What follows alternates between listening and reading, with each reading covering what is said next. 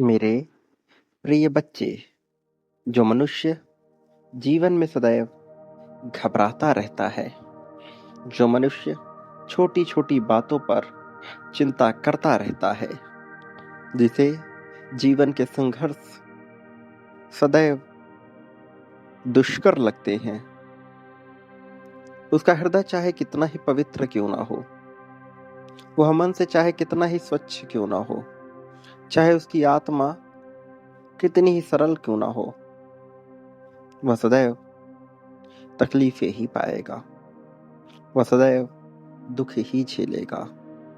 यह प्रकृति का नियम है। आज तुम्हारे नेत्रों के समक्ष पहुंचा यह संदेश इस बात को अपने आप में प्रमाणित किए हुए है कि तुम्हें साहस की बहुत आवश्यकता है, कि तुम्हें साथ की बहुत आवश्यकता है। संघर्ष से ऊपर आकर तुमने साहस की जो मांग की है, वह पूर्ण होने के कगार पर है। लेकिन अभी तुम्हारा मन पूर्ण रूप से शांत नहीं हो पाया है। बहुत सी छोटी छोटी चीजें तुम्हें तकलीफ दे रही हैं। बहुत से छोटी छोटी बातें तुम्हारे दुख का कारण बन रही हैं।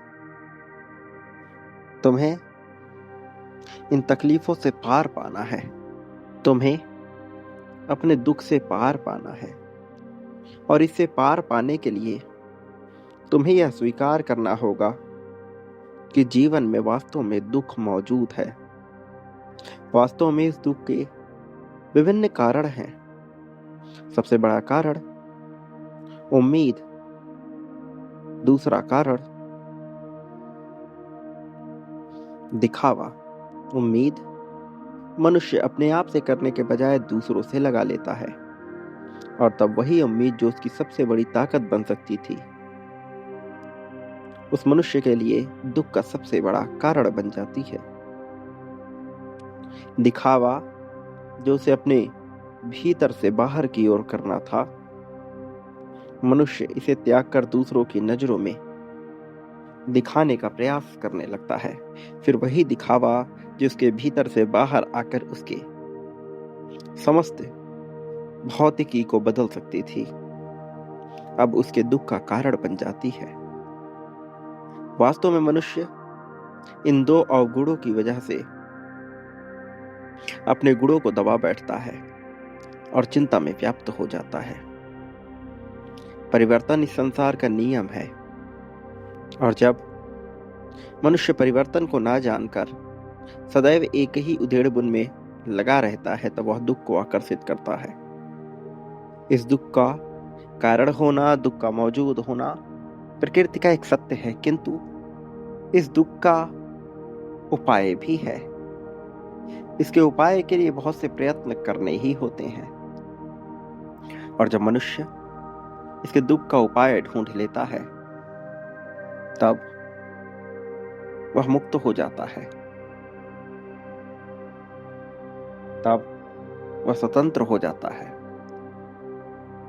दुख का उपाय कठिन नहीं है, किंतु यह निरंतर सतत घटने वाली घटना है। दुख के उपाय को मनुष्य प्राप्त कर सकता है, किंतु इसके साथ ही उसे बने रहना होता है अपने भविष्य के लिए। दुख के उपाय के लिए सबसे पहले मनुष्य को भीतरी मजबूती चाहिए। जब मनुष्य भीतर से मजबूत महसूस करता है, तब उसके बाहरी वातावरण में यह प्रत्यक्ष रूप से दिखाई देने लगता है। तुम जो कि भीतर से खुद को पूर्ण मजबूत महसूस नहीं कर पा रहे हो, तुम्हें साहस की आवश्यकता है। मेरे प्रिय, मैं जानता हूं तुम्हारे जीवन में क्या क्या घटनाएं घटी, और उन घटनाओं के कारण तुमने स्वयं को छोटा आंका, स्वयं को कई बार कमजोर आंका। ये जानने के बावजूद कि तुम में समस्त साहस छिपा हुआ है, कि तुम समग्र रूप से बलवान हो, बुद्धिमान हो, चतुर हो, चालाक हो, कहीं ना कहीं दबाव के चलते अपने इस गुण को भूलते चले गए। ये संसार जो तुम्हें प्रत्यक्षदर्शी है, यह जंगल के कानून पर चलता है, और जंगल का कानून कहता है कि जो सबसे बलशाली है, जीत उसी की होगी।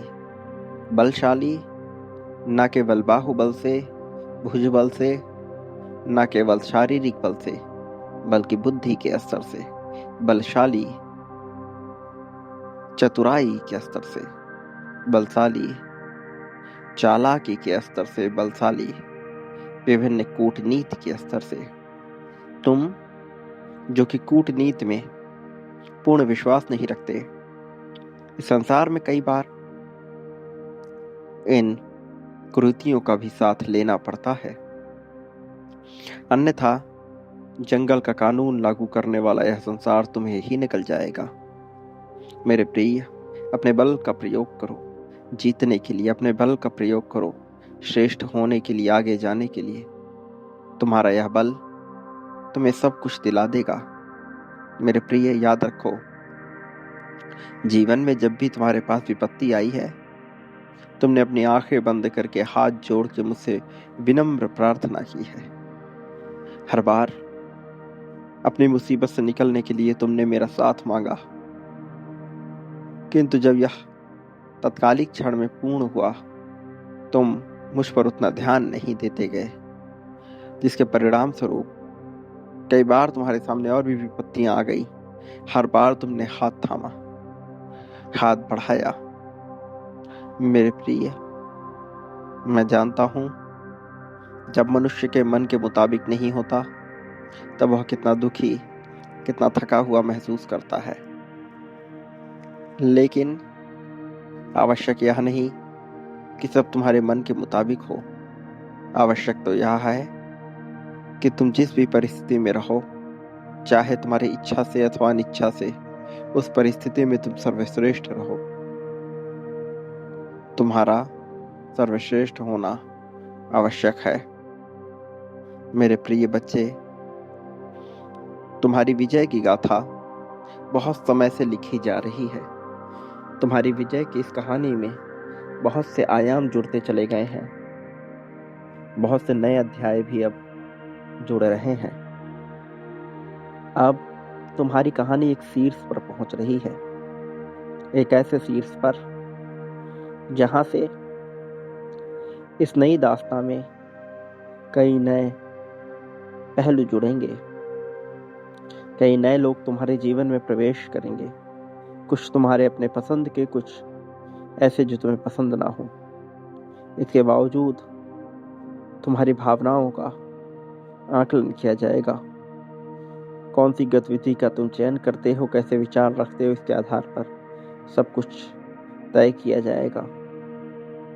याद रखो, तुम्हें विजेता बनने से कोई रोक नहीं सकता। जो तुम पाना चाहते हो, उसे पाने पर तुम्हारा अधिकार भी है, और तुम्हारे अधिकारों की पुष्टि अवश्य की जाएगी। बस डरना मत, भागना मत, रुकना मत। मेरे प्रिय बच्चे,